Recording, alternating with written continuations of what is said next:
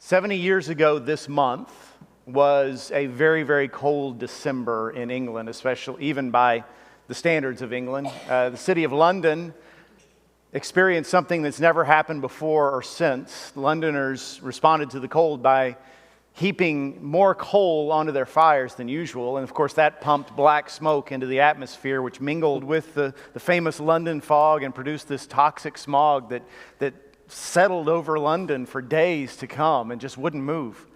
It was like a blanket choking out all light. And so people couldn't see. And because they couldn't see and because the light was blocked and things got even colder, they heaped even more coal on the fires. And that made things worse. It was this vicious cycle that just wouldn't let up. And as a result, one of the great cities of the world was virtually blind for days. And what this meant was you stayed home unless you had to go somewhere. If you had to go somewhere, you were walking. Even if you had an emergency and you needed to get to the hospital, ambulances couldn't get to you because there were too many cars and buses littering the roads that had just been abandoned. So you had to walk. And walking was slow because you could trip over something or you could run smack into somebody else coming the opposite way. You wouldn't see an obstacle or a person until you were right upon them. And worst of all, it choked out the oxygen in the air. And so, especially for infants, the elderly, people with respiratory diseases, it was deadly. And experts today look back at the Great Smog of 1952 and estimate as many as 12,000 people died. It's a great, apt description of life on earth. God created a perfect world. I don't know if you know this, but when God created the world in 6 days, according to Genesis 1, every single day of creation, he stopped and said, "Behold, it is good." And at the end of the process, he looked at the entire thing he had made and said, "Behold, it is very good," because it was flawless. There was no pain, there was no hatred, there was no violence, there was no death. And then we came along, and we brought sin with us, and we polluted God's perfect world. And now to this day, every time you and I sin, every time you and I choose our own happiness at the expense of someone else, or every time we choose our own desires over God's perfect plan, we add to that pollution. We make things a little bit darker in this world. We distance ourselves from God, and we obscure His image from others. And there's good news. Here at Christmas time, we read often John chapter 1. John 1 says that Jesus was the eternal Word who was made flesh at Christmas time. He became flesh and dwelt among us. In that chapter, verse 5 says, "The light shines in the darkness, and the darkness has not overcome it." See, there's a reason why the Christian message is called good news. A lot of people don't realize this, even church-going folks. It's not about God sitting up on high and seeing who's the best at following the rules, who's the most diligent at showing up at church and doing the other rituals. No, God comes to us. That's the good news. The good news is, in our darkness, God comes and brings the light for all who want it. And the light has shined in the darkness. It continues to shine. And the darkness does not overcome it. And that means that anybody who follows Jesus, I don't mean anybody who calls themselves a Christian, anybody who joins a church, anybody who does religious things. I mean anybody who chooses to follow Jesus. For the first time in their lives, they breathe free. They take in a full lungful of air and just understand this is life. This is what life was meant to be. And not only that, they're able to see.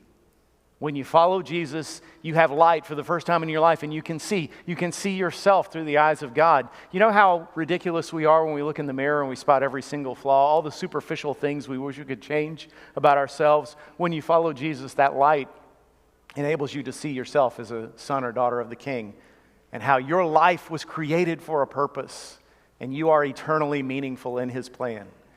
You're able to see other people clearly for the first time. And they're no longer the obstacles you keep running into, and they're no longer things you have to climb over to get where you want to go. Instead, they're fellow children of God. They're made in His image. They are precious in His sight, every single one of them. Even the most annoying person you know, don't look at your neighbor, even the most annoying person you know is made in the image of God and is precious to Him. And you see that when you begin to follow Christ. And best of all, you see where you're going too. And I don't mean you can tell what's going to happen tomorrow or next week. You can lose a lot of money making predictions on that. I mean, you know where you're headed. Because the end of the story, the Bible's very clear, the choir just sang about it, the end of the story is that the light comes to us again. See, we celebrate Jesus' coming at Christmas, his advent. But we also remember there's a second Christmas coming that's going to be far more joyous than this one. That second Christmas when Jesus comes and stays. First time he came to rescue, this time he comes to rule. And once this world is ruled by Jesus, you will see what it was supposed to be all along. A world with no sadness, no sorrow, no tears, no violence, no hatred, no dysfunction, no death. God wipes away every tear from our eyes. And we know him as we've always been known. We know him, the one who is the source of every good thing you've ever had. Now you go straight to the source of all that joy and all that pleasure and all that fulfillment and peace. And so that leaves us with something. It depends on where you are right now, what this message should mean to you. If you're a Christian who says, life has really got me down right now, and some of you could say that's the case. Either because you see what's going on in the world, you watch the news and it's so depressing, or maybe because of some of the particular battles I know that many of you are fighting right now. Maybe you're down. Maybe you think that life's got you by the throat and it's just about to choke the life out of you. I say again, the light shines in the darkness, and the darkness has not overcome it and will never overcome it. We know where we're headed. No matter what the world does to you, it can't take that away. So hold on. Don't give up. Better things are coming. Maybe you're a Christian like me who would look around and say, right now life is pretty good. You know, I hate to say it, but that's a dangerous place for a believer in Jesus. To have everything you want, for things to be rocking along just fine. So maybe now is a good time to ask yourself the question, am I reflecting the light of Christ? Because again, he says the light shines, present tense, not shined, past tense. Jesus has been gone from this world physically for 2,000 years, and yet his light is still shining on earth through people who reflect his light. We don't have any light in ourselves, but the light of Christ is supposed to be reflected from us to everybody else so that they see what they're missing and are drawn to him. Are people drawn to him through you? Are you reflecting that light? Because if not, today's a great day to repent. It's always a great day, but today's the only day you know you have to repent and just say, Lord, revive my soul and help me to reflect you well. And then third of all, if you're one of those people, and I hope there's some here, I hope some came today, who have not yet come to the light, and you say, I don't know what that even means, I don't know what that would be like, nothing transformative has ever happened in my life. Let me just remind you of what Jesus said in John 8. Jesus said, I am the light of the world. Whoever follows me will not walk in darkness, but will have the light of life.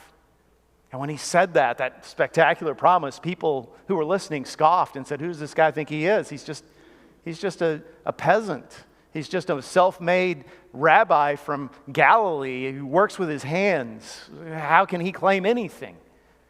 And Jesus, you can look it up. He said, well, when you lift me up, then you'll see.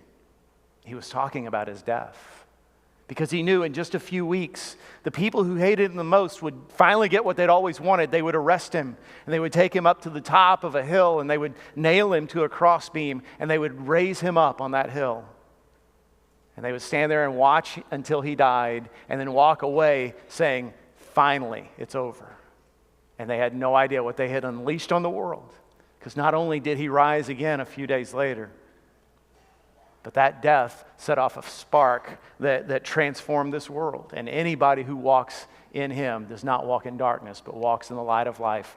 The greatest thing about this worship concert you've had today, you've been a part of today, is not the music, although it's beautiful. The greatest thing is the people singing it were testifying. They weren't just singing, they were testifying, we have seen the light and he has transformed us.